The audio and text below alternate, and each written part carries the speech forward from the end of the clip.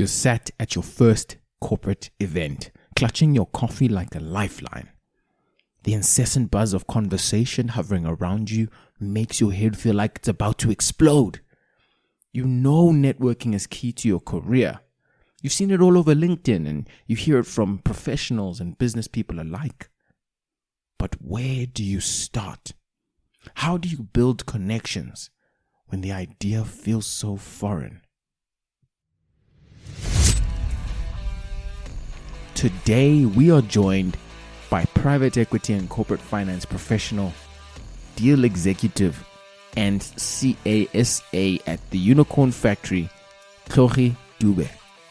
We chat about how he has built his business and life network in fun, interesting, and practical ways, and how you can too. We also chat about skills you need to become a private equity professional, his experience in the UK as an investment banking professional, selling lessons from his sales experience selling Wi-Fi door to door, the struggle of feeling fulfilled in professional services, and more. I hope you enjoy. My travelers on the road to CASA. Guys, I really hope you enjoyed Private Equity Month.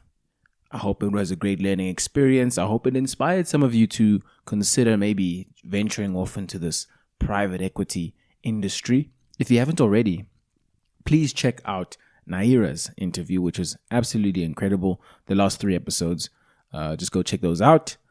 This one is about to be a banger to end off Private Equity Month. I'm going to drop you guys right into the conversation that I'm having with Tlhogi right now. At the moment, we're chatting about what skills are required to become a private equity professional. And so, let's get into it. You mentioned IB experience, consulting experience. Are there any specific skills that a student can work on while they're studying, or you don't think? Yeah, there is, right? Like, I think and maybe I might be a bit biased, but the biggest skill you can work on is what's going to be the reason why you want to do this, right? And yeah, the degree is a degree. Mm-hmm. Do a finance degree, you can do an engineering degree, according to me. And then you can learn finance skills and pick them up. Mm. But then it could be fundamentally be, okay, what is your understanding of business and processes and models and all of that? And you can expose yourself to that just reading books, maybe. Mm. You can expose yourself to that by spending time in businesses. You can even expose yourself to that by actually investing in businesses, right? And I think I shared with you earlier on that I started a small little business when I was in varsity, and we were selling T-shirts and hoodies and all sorts of stuff like that. But that sort of stuff speaks for you in moments where you might want to explore those types of opportunities. For me, it did. And it shows that you have a proper interest in this, right? And you can, I don't know, maybe I think you can help yourself tell your own story. Because I think even what I'm describing now, I don't think is the only way. And it might, from a student listening to this, they might be like, "What? You're not giving me an answer," But that's the truth of it, right? I think it's more focused on the core skills, right? Core finance, that's non-negotiable. Core attention to detail, non-negotiable. Core communication, non-negotiable. That's core. Everything else you can build upon. And yeah, varsity is early, and I would encourage anybody in varsity, explore more. There's a lot more in the world than what you think. Even if you think there's a lot more. Yeah, I'm learning that right now, where I've gone from being more industry, being very general, being more of a generalist in a way. Then I went to UK and we were focused on industrial companies, which was very focused. And then now kind of got into a little bit of a focus where we focus on digital infrastructure and services. And I'm learning about a whole industry with all types of different types of opportunities, with all types of different things happening, with all different types of people working in there. And it's a world on its own, and I'm enjoying it because I'm learning, right? And yeah, like that's the part, like with when it comes to young students, I'll be like, hey, I know the pressure of being in university and maybe being excited to leave university and going to work, but a part of me will also say, don't be in too much of a rush. A university is actually a great place to learn a lot. Yeah. And I'll encourage you to, one, participate in all types of things that exist at a university, whether it's committees and clubs and all that. Participate. Even if it's something as stupid as the archery club. Might sound stupid, and sorry if you do archery, but do it. Yeah. Reason why I say do it, you're going to meet all types of different types of human beings who are your peers, your age mates. And they're going to go on to do all types of different things, which are not things you can explore, but you can at least have a shared experience based on the stories they will tell you. And depending on what you're doing, you can always call upon them for sometimes advice or sometimes for access to an opportunity. And that's valuable, people. And again, participate in the university, go to the careers center, bug them, tell them what you want to do. And those ladies and those men who work there it's their job. They will assist you for free. You don't have to wait until you're on your own and you have to be on the internet and you have to be searching and, and all that sort of stuff. Those people have the relationships with all those different companies you're going to work for, because those companies call them looking for people like you. Yeah. So take advantage of that. Again, university has a lot of free access to resources. We laugh at the libraries. We laugh at the science labs. We laugh at that sort of stuff. Test yourself and go. What are the other things that you don't know about that space? And whilst you're there, take advantage of it as much as you can. Go make friends in different parts of the university where you don't necessarily spend time. You can be a commerce student. It's very easy to spend all your time with commerce people. Why don't you go spend time with people who are doing dramatic arts? Why not? Do you not think that they're going to need a commerce person? Do you not think you're going to need a creative person? You get what I'm trying to say? Utilize university for that. Test yourself, explore, make mistakes. It doesn't matter. That's how I view it. I think I had a great university experience. I wish there's more I could have done, but I'm human. There's only so many hours, right? So yeah, like that's what I would encourage somebody at university to do. Of course, right? Like some people find themselves in different circumstances, and this might sound like a luxury to do, right? Oh no, I've got a scholarship. I can't screw this up.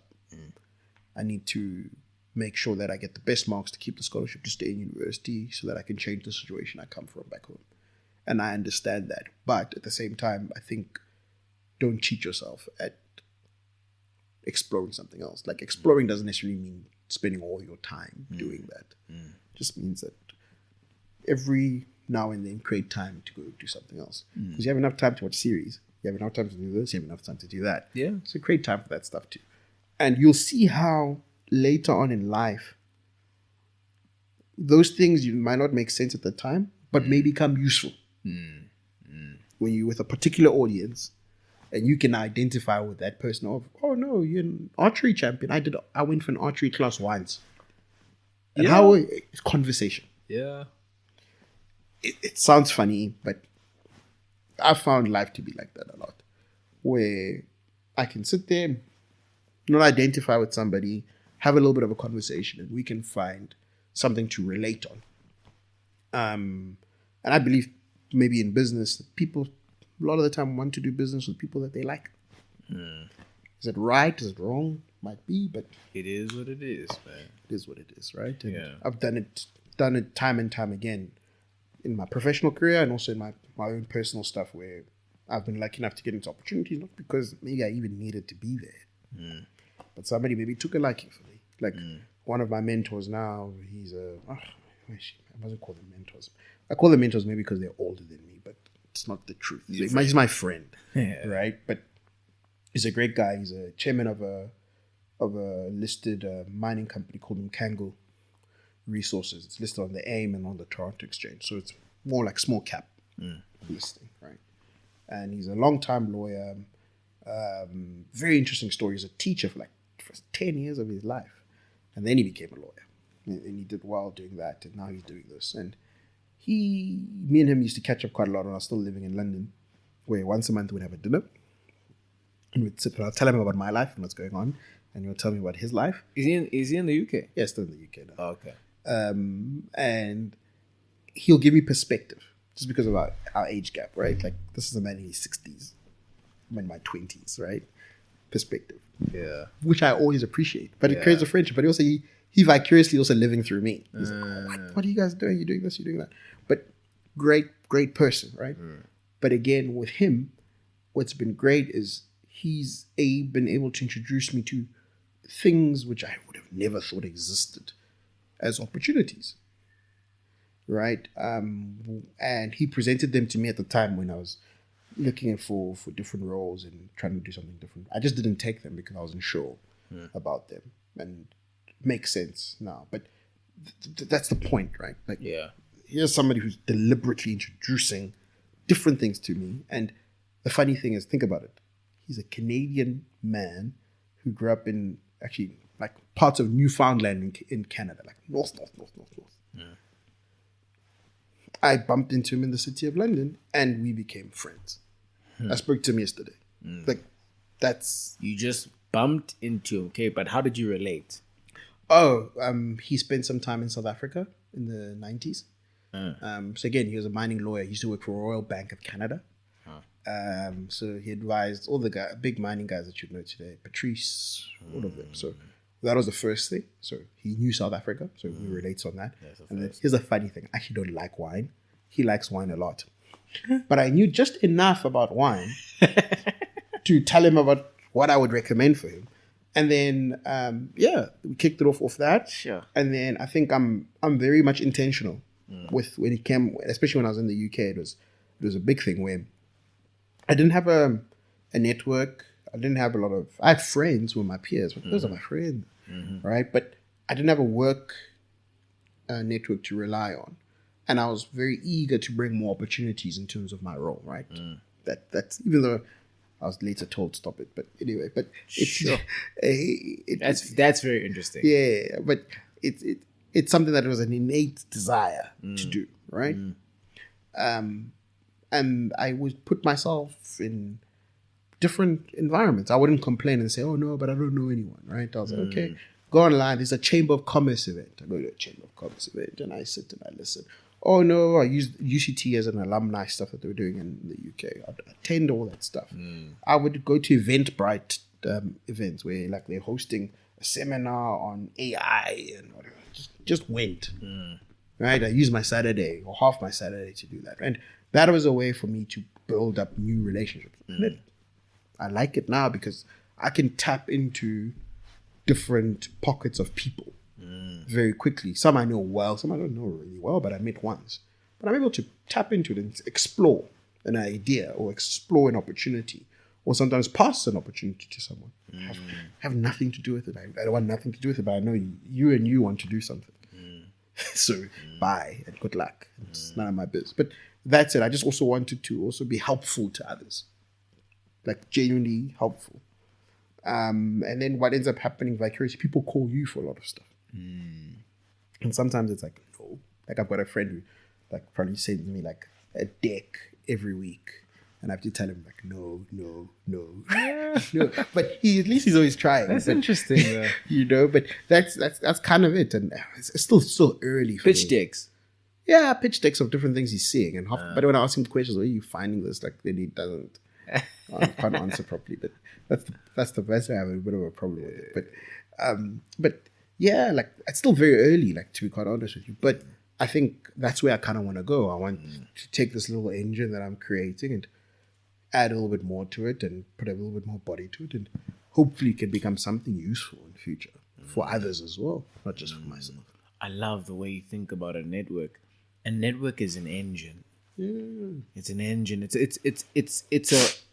a flywheel at some point that if you build it big enough and you make it valuable enough, i.e. you give value to your network. That's correct. And you foster those relationships, it actually becomes this life of its own. Correct. It becomes its own asset. No, it becomes its own asset and it feeds itself, and you don't Feeds itself. And the thing is, it doesn't have to be a chore. Like, I don't find it to be a chore. I don't find it to be intimidating as well. Like, I think I've had so many awkward moments with this sort of stuff that I'd laugh at myself today. Here's a funny one you're going to laugh at. When I was in university, so, they usually host a lot of different types of business events at the CTICC there in Cape Town. Okay. So there was some business conference, SA business, whatever. So I saw this stuff again online. There's Tlhogi. He's like, I'm a student, eh? So I have no business at the time, like nothing. Not even that t-shirt thing we're doing. Like, I have nothing. Yeah. But I want to go. It costs money to go. Ish. I'm like, damn it. I don't have money to pay for this thing. So what I do, I emailed the organizers. And I said, I want to go. I'm a student at the University of Cape Town. They said, sure, here's a ticket. So I got in. So I'm like, okay, I didn't think this through. I've got a ticket, now what? Okay, I've got a little jacket and a tie and a shirt. Okay, put that together. And at the time, I thought I needed a business card. Sounds stupid, but I thought I did. I didn't need it. But went online, went on Canva actually. Went on Canva, drew a little business card, put my name on it, my number, my email, my Gmail. Everything at the back, I put an emoji. But again, it was meant to be funny, right? I put it on that. Then I went to the conference. And yeah, like I just met people and all types of things like that, and like saw different businesses, different stands, like what people were doing. Like I listened to some of the conference. I think Trevor Manuel even spoke there. Like there's a lot of stuff happening, and I was so happy that I spent my day like that. I should have been in my lectures, but I wasn't. But I was there, and I don't know. I think I enjoyed it, but it was also embarrassing at moments where you were greeting people and people would ask you what you're doing, and because you didn't have anything to offer, they would walk away, right? I was like, oh wow, sure. But I don't know. I just. In the moment, it sucks, right? People don't know how to network. For me, that just speaks to a lot of how that was such. Just people coming to you, finding that you don't have anything and leaving. It speaks to something that a lot of people miss in networking. When you network for an opportunity, opportunities run away. Because if now you're in front of that guy who's got that opportunity, you're going to act all different. You're not going to be yourself. You're not going to be yourself. And it comes out very quickly. And that's the funny part about all of this. I think the most interesting people I've ever spent time with or been able to convert an opportunity with are the people who I was just myself with. That's the funny part. Because I've also been there where you're trying really, really hard and it's just not going to work. And I think at the time around that same time I was at that thing, I met a gentleman who just took interest in me and asked me, what am I doing? I explained to him, and he found it really interesting that I'm that interested in just business. And later on, we went out for breakfast. We just got along. And then a friend of mine had a product that he was selling called like Revelard. It was like meant to be like these bracelets that track people when they're running, and it's got a panic button and all of that. And I mentioned what my friend is doing. And he's like, oh no, bring your friend. So I brought my friend, and we ended up selling my friend's product. Oh wow! And then I got a commission for that. But that's what happened. Yeah. Wasn't intended to happen. But again, unintentional stuff just led to one conversation to another, and we just continued like that. Other ones was at a point I used to sell Wi-Fi door-to-door for field marketing company that was doing it for Vumatel. And we used to knock on people's doors. Sure. And yeah, that's hard. You knock on someone's door and you tell them awkwardly, hey, can I sell you Wi-Fi? Sure. It sounds very obvious now, but back then it wasn't, right? And you get a lot of no's, you get a lot of maybes, you get a lot of get out of my yard. But after a while, you then realize people are just nice. Because not everyone who behaves like that. And some people are just awkward. And you also learn the nuances of South Africa. And it might, I don't know, sometimes some of the stuff is not like, a lot of people don't like mentioning it, but it's the truth. In terms of how decisions are made. Especially financial decisions. Because like a Wi-Fi is a financial decision, right? It's a financial decision. And you knock at a door, and this is in Cape Town, and you open the door, and it'll be a lady who even tells you like, oh, I'm a doctor. Professional doctor lady. And she's like, hey, I really like what you're selling, and I think we really do have a need for this in the house, because at the time the telecom ADSL line stuff wasn't working well. So we would obviously say, no, the telecom stuff's not working well, so buy our product, you know. And they were like, okay, sure, but can you come back when my husband is home? You see what that is? And some people might find that to be, oh no, why couldn't she make a decision? But I'm like, it's just how her household works. And it also taught us in terms of the how to sell. So then we knew when we're in certain communities which have that type of a family setup, and that's how their values work, we would ask, we'd say, hey, how are you? Good to see you, ma'am. Is your husband home? Is it possible for us to tell you both something? And that helps a lot. Because they then smile. They're like, no, go fetch him. Go fetch him. I've had cook sisters. I've, a lot of things in people's houses. Trying to just sell like a package of 700 Rand per month.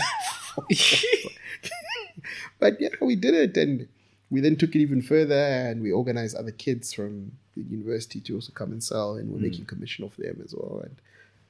And it was me and that friend again, and we enjoyed it. And then at some point we had to get serious about PGDA and all that sort of stuff, and get back in line. But again, that's what made us do the whole t-shirt company as well, because we then got bored. We're like, there has to be something else we can do with our time. Yeah, we can do go to accounting lectures. We can do all that stuff. But we felt that we had more time. You know what I mean? So that's what made us now decide that we're going to make golf shirts for golf day. And that led to a whole different 3-year journey of building a little small business that was manufacturing clothes for schools and for corporates and stuff. But again, a little bit of success out of that, a little bit of a windfall out of that. And then a lot of learnings as well, like how to do taxes. You get taught what to do, the most complicated tax stuff at university, but you're not really taught how to do a tax return. Yeah, you don't file things. Yeah. But then it's boring, but you do it. We did that, putting together financials, managing ourselves, managing cash flow in a business, and all of that. Learning all of that. That helped for going into articles and being able to understand some of the nuances. What happens in certain businesses, what happens in organizations. Also fights. Me and my partner, we fought as well. But not in a bad way.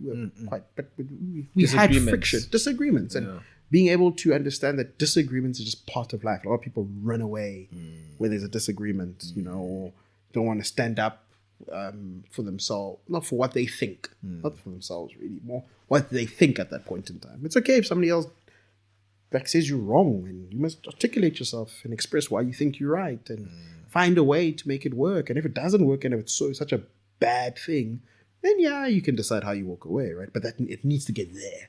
But if it's not there, it's okay to disagree. So all of that stuff, again, it's just learnings, and it's things that you don't intentionally look for, but they find you, and later on you then go, oh, okay, I get it, So that's just the one part of it in terms of the business stuff. TLDR explore, I think, because now it was all the exploring that on the edges of all these things that you were doing, you were gaining these experiences, you were gaining these networks, and you were gaining all this exposure and ideas. And correct. It's sort of, and coming back to that idea around the originals that we were chatting about, I have this idea around creativity, and I sort of say creativity is simply a function of connecting dots. You have one idea and another idea, and you connect them.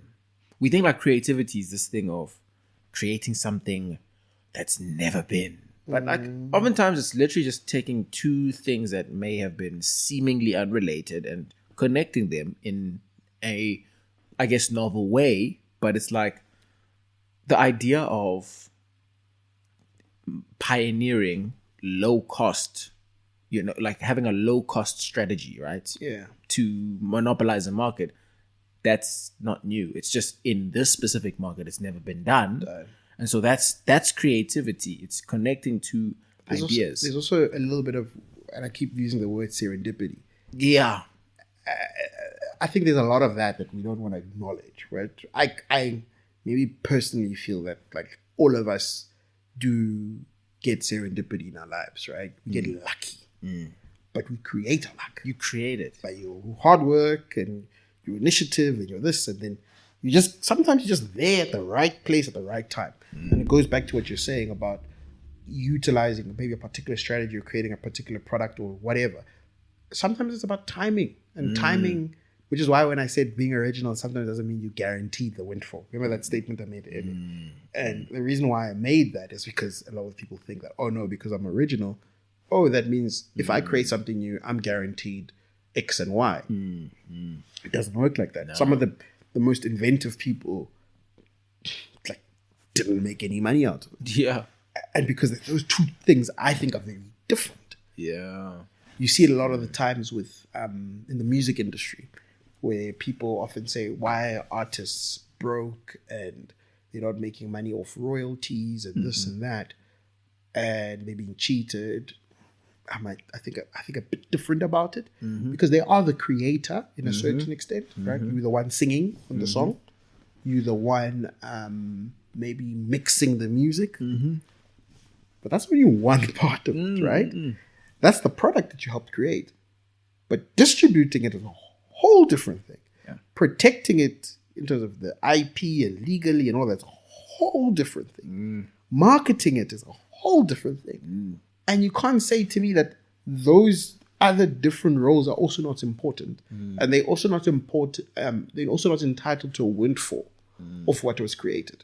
Because if it was just about you just creating it, if you were a one-man show or one-woman show and you created it and you get it all.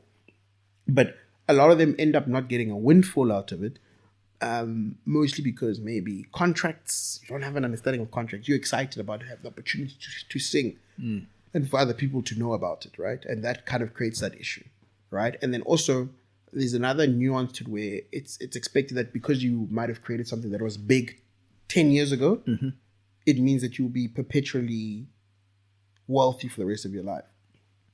Don't think it works like that, right? It's that's a whole different thing, right? It might have been special then, but it came with costs by then, right? And it doesn't mean now it has a life now because the world's moved on and is interested in other stuff. Yeah. So that's the thing about creativity that sometimes people must be a little bit, not necessarily careful about, but just have an understanding. Just understand it. You can invent the thing, but okay, now what? The whole, I think maybe for me, the beauty comes in being able to see it through. Yeah. But you're not going to see it through alone. Other people need to participate in your journey. Think about like the whole, that value creation diagram, the one with the 6 capitals, inputs. Yeah. You have the process, you have the enterprise, and you have the valuable output, right? In any situation, your creation, in the case of the musician example, it's one part of the value creation equation. It's one part, and important, but very only important. one part. Very important. I mean, we wouldn't have anything. You don't have anything. You don't have a product if there's no one to see, right? But it's one part. It's like how, and remember when you were in that environment where you didn't feel like you could see your work being purposeful when you were isolated. I think a lot of that lack of fulfillment comes from, in some ways, not understanding where you are in the value chain. Not true. I would agree. There was a lot of that, not understanding of where I am in the value chain, or maybe not resonating with it. Not feeling it. Not feeling it. And like, it's so tough in professional services. I think that's why it's particularly prevalent in professional services, because in professional services, like when you consult, like you don't feel like there's no physical thing. Like where's the product? You know what I'm saying? Like you've just had a chat and you've obviously given value, but it's like, what impact have I made? No, that's the thing. I think the sad thing about professional service, I think the impact probably sometimes takes time, or the value is actually sometimes in you. I think a lot of professionals often maybe want to see the value in them getting paid and rewarded. And I agree, like you must get rewarded for what you do. But don't forget, you are the secret sauce. And sometimes a certain experience is you investing yourself, and it's up to you how you reposition yourself for something else. And reposition yourself, it could be for a career, right? You're in this thing for the long haul. You're going to collect different experiences and different exposures and different things, some good, some bad, in order to enhance your earning potential, right? Naively, so I think a lot of younger people, often the world is tough and they want certain things and all of that, but they often think that they're going to earn the most of their money now.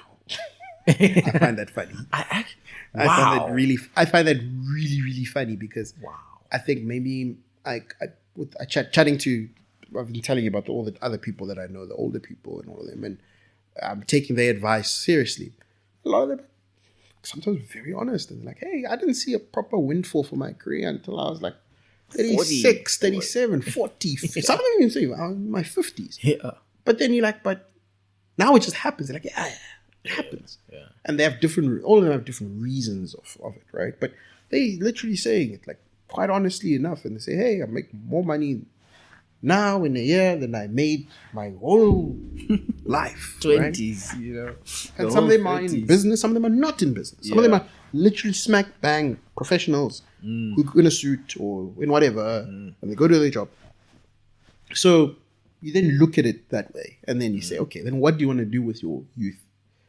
Would you rather use your youth to moan and groan? Or would you rather use it to, get what you need to survive and thrive and have a little bit more, but at the same time, use it to, I think, explore and pick your journey. Because you don't, and also use it to change your mind because you're allowed to. Yeah, man.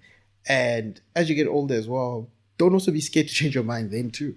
Of course, there'll be trade-offs. Other things that you have to factor in. Yeah, if you factor in the trade-offs, but you only have one life, man. And you rather live it unhappy or live it as happy as you can be. As you can be. But I'd rather choose that than choose just being miserable. Because I think I went through an instance when I was miserable and I didn't know. Sure, that's dangerous. Yeah. I didn't know and I was like, I'm never going back there again. Because I think I spent enough of my life not to have an experience like that. Where I've had tough situations, really tough. But not one where I was like, I don't like this. You know? But it wasn't long enough for me to say it affected me badly. But it just was a reminder that I must just always choose what I want. And if I make a mistake, it's okay. Because I think that's the thing. Maybe I'm being a bit harsh on myself. A lot of my friends and colleagues say I'm a bit hard on myself for that. But it's just me. Right? And I don't put it on anybody else. Put it on myself. Man, it's serving you. You know, it's serving you. I think there's always trade-offs with everything. Yep. And, you know, people are like, hey, dude, you must rest. It's holidays. I could be like, yeah, I need to rest. But at the end of the day, you know, I've chosen this path. I've chosen to suffer in these ways. Not out of you know, masochism or anything like that, but because that's my choice. You know, it's my choice. Have you considered taking, and I think maybe we'll chat about this after your podcast. Maybe let's leave it there. Cool. But remind me, I just want to something on that thing. Okay, you know what? I think it's that time. Tlhogi, if you could go back, to first year, second year, maybe even high school you, what would you tell him? Oh, different things. I think I'll tell high school me to not be afraid and just try harder. I'll tell first year me that you're right to change. To continue. Well done. I'll tell second year me to continue exploring. You could have explored a little bit more. And I'll tell third year me to have slowed down and maybe concentrate on my books a little bit more. Yes. That's it, right? But overall, I don't have a lot of, not that I don't have a lot, I don't have regrets because there's nothing I can do about it. I can't change it. I would say I'd say the thread through all of that is try new things. Yeah. I think, I could say definitely in my previous few years, maybe you could have tried a little bit more in first year. Like there was COVID at my time, so Yeah. It's a bit weird, right? it's weird. But I started work during COVID, which is very odd, right? That's I had a insane. different experience too, but I loved it because this is what happened, right? You sat at home. First, we all got excited. Yeah, hey, we're going home. Then I'm like, damn, this is how I'm going to start work. I'm going to miss out on all the opportunities. Sure. And actually, a missed call that I got now is from one of the guys I used to work with at Investec, one of the leaders there. But when I try to call him back, nice as a pocket dial. So I'm like, I was actually excited to chat with him, but either way. But he was one of the guys during COVID who helped me out quite a bit. He's the head of investment banking and principal investments now in SA. And what happened was during COVID, like, because we could go into the office, but not really. I started just going to the office, even though everyone was at home. Wow. And hoping to bump into people. And I bumped into him. And I started asking for extra work, even though he wasn't my manager or anything. He started giving me stuff to do. And again, it just kicked off a good relationship. So that's what I liked about COVID, because again, that whole thing of going against the grain, I used You already it. knew.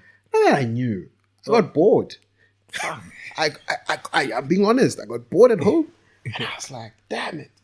Is this it? This isn't fun anymore. Because it was like you'd wake up, you do your work, you're on team with your team, and then you go off and you do your work, and you finish, and then you email your team, and like because of the time, like things at the time, it was slow for them to sometimes give you, out of sight, out of mind. That's how I used to describe it.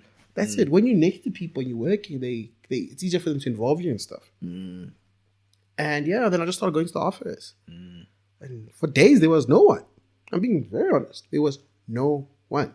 Even the security guys were like, yeah, hello. They knew me. But like, there's no one in the office, right? But then the rest, there had to be other restless people. I think I figured that out a bit later. There has to be someone. And I think the ones who are more restless are going to be the ones who, because I think different types of employees react to that whole COVID thing differently. People are like, oh, no, I got more time with my kids, this. But I think the leaders in organizations struggle. Sure. Because from their perspective, they're quite used to Yeah.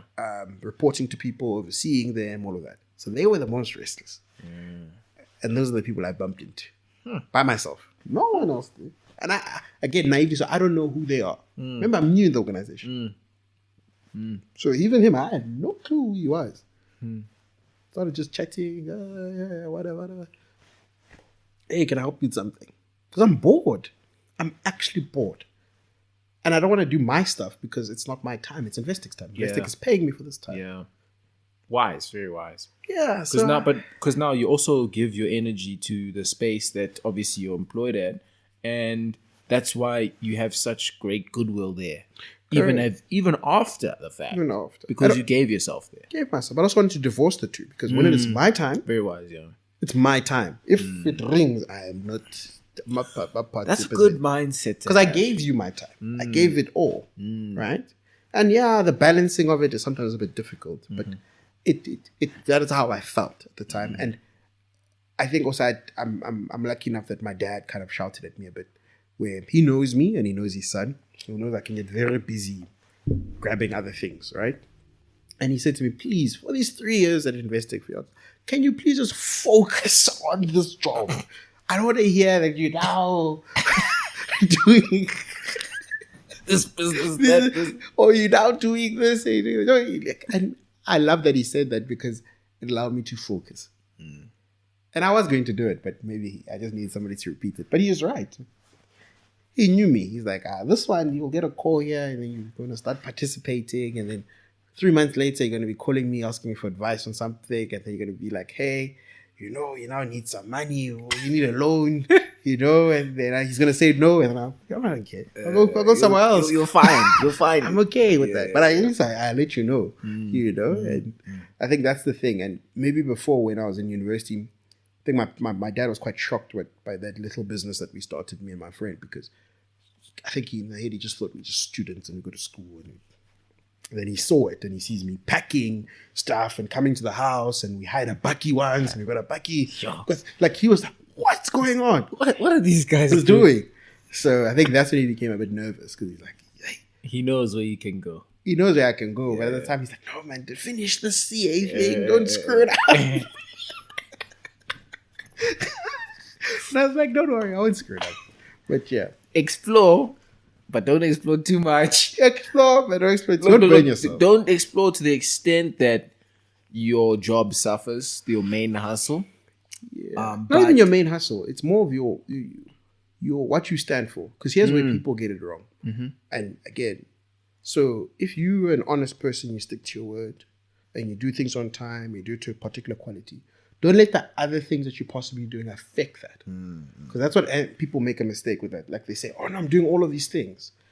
Right? But then you end up not doing them well, and then you end up your reputation suffering. When you could have focused on one thing and built a reputation of being a reliable person, a person who does things at a really good quality. Practice that before wanting to practice it on multiple things.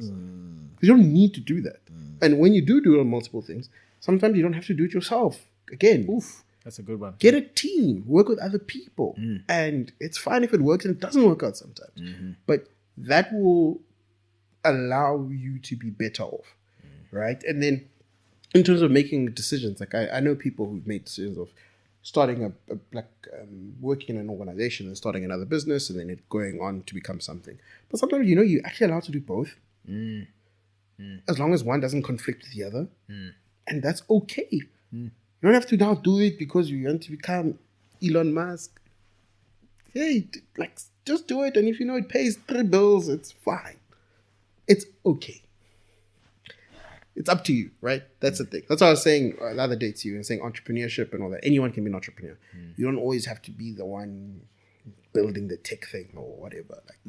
It's really up to you what you want to do with it. There's a lot of interesting people out there who actually are doing a lot of interesting things and you won't know. And they don't tell their stories because no one asks, but you find out through conversation. I think I've had enough conversations to be inspired by people that I just met yesterday. Guys, explore. I think that's it. That's the main through line. If you are out there and you feel like you're stuck, it means maybe you need to go have a conversation with someone. It means maybe you need to get out your shell a little bit. And I think that's the prevailing one. If you have not already, please tell us a belief. Follow this. Goodness gracious. Yo, this is fire. I hope that it does not end, but that it begins in CASA. Tlhogi, thank you, man.